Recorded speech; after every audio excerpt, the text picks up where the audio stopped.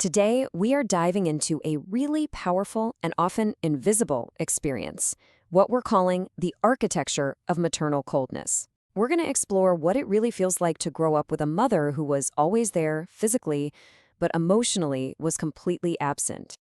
You know, a home is supposed to be this place of warmth, of safety.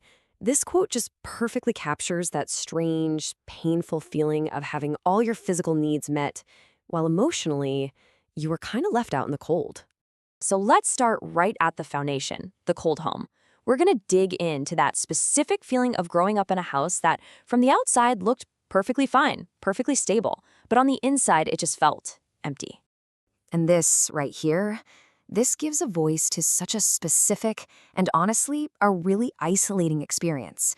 See, it's not about having a mother who wasn't there. It's about having one who was hollow. She was there for the school runs, for the doctor's appointments, but when you went looking for that real, deep, emotional connection, there was just nothing. Okay, so how do we take this really confusing feeling and turn it into something we can actually understand? Well, a good start is to put a name to the experience. And here it is, maternal emotional neglect.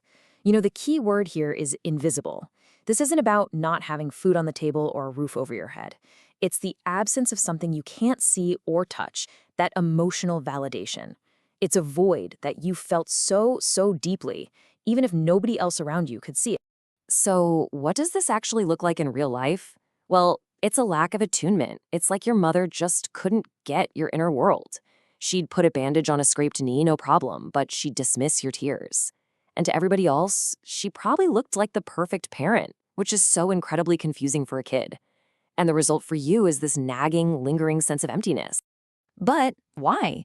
Why does this early experience leave such a huge, lasting impact? It's because it literally forms the blueprint for how we learn to connect with people and how we learn to feel safe in the world. This brings us to a huge concept called attachment theory. Basically, in a nutshell, our very first bond, which is usually with our mother, it programs our brain for what to expect from love and connection.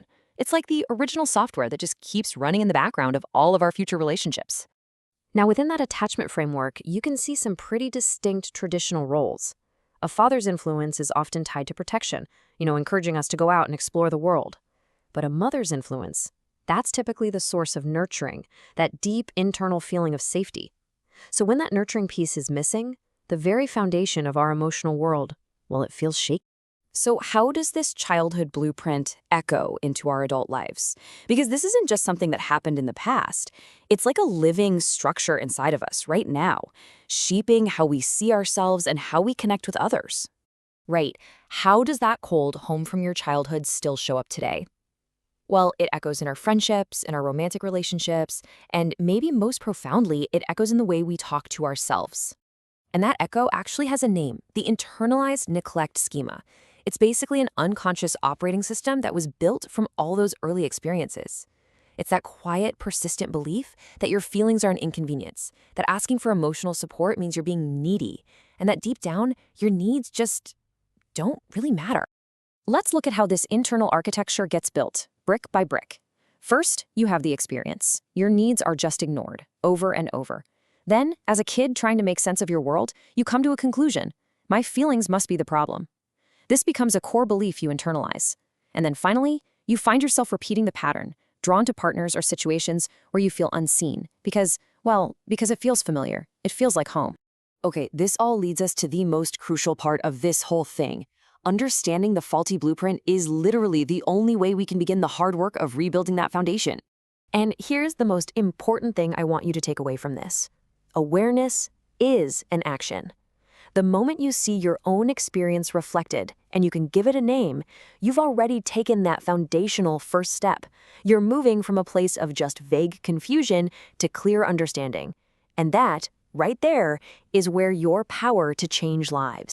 So we'll end with this question for you to think about. See, this isn't about blaming the architect of your first home. It's about you taking on the role of the architect for your own inner world, starting now. Recognizing that old foundation gives you the power to lay a new one, brick by brick.